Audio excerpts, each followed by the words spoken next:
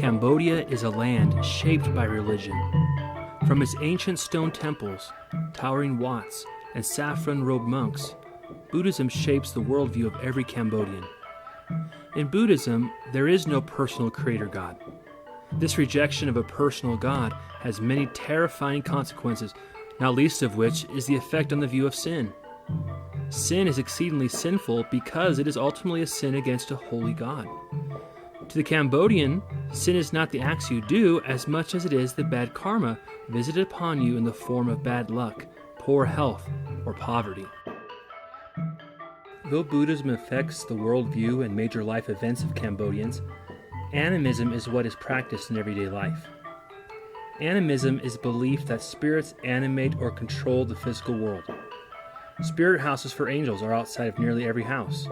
Multiple shrines are placed in prominent places throughout the house. At these shrines, meals, fruit, and drinks are offered to the spirits in exchange for protection, blessings, and prosperity. Scarecrow-like dummies are placed outside the gate of some houses to attract and confuse the evil spirits that bring the COVID virus. Like the Athenians of the 1st century, most Cambodians are ignorant of the unknown God who created heaven and earth. Having only the inescapable weight of karma, they ceaselessly pray, burn incense, make offerings, and go to the witch doctors. Yet there's no rest for their souls, peace for their minds, nor hope of heaven.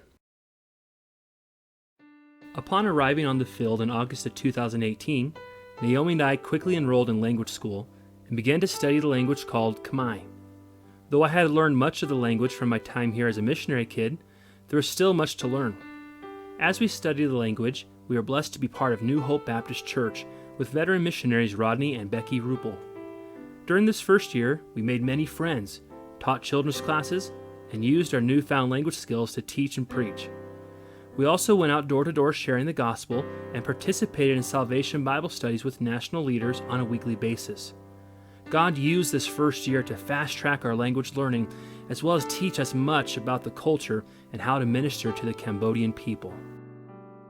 After this first year, the Lord opened an opportunity for us to go and cover the ministry for a fellow missionary while he and his family were away on furlough. We were able to minister through preaching, doing kids' Bible clubs, and conducting one-on-one discipleship and salvation Bible studies. James is a Christian cement contractor who is hungry for the Word and wants to serve God in ministry. On multiple occasions, he expressed how thankful he was for churches in America sending missionaries to Cambodia so that he and his family could hear the gospel. Olmsholm is an elderly woman with poor eyesight who has been shunned by her family for her faith in Jesus and now lives alone. For years, she prayed that God would send her someone who would teach the truth of God's Word faithfully. Bitse is a young teenage girl who had been studying about the true God for a couple years. Every week, Naomi would go to her house and slowly teach her about the Creator God who loved her and wanted to save her.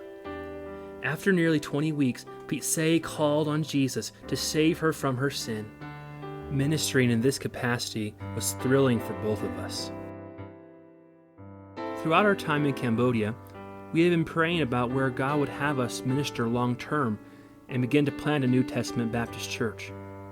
Through various avenues, God led us to the city of Mon, a city of nearly 60,000 people with no independent Baptist church. This city is located about 2 hours west of the capital city of Phnom Penh and is surrounded by smaller towns and villages with no gospel witness. With the first major freeway set to pass through the city, many are expecting a jump in the population of Mon. We were excited to find a house, move in, and begin to survey the area. We also learned that approximately 50 people on our street are related to our landlords.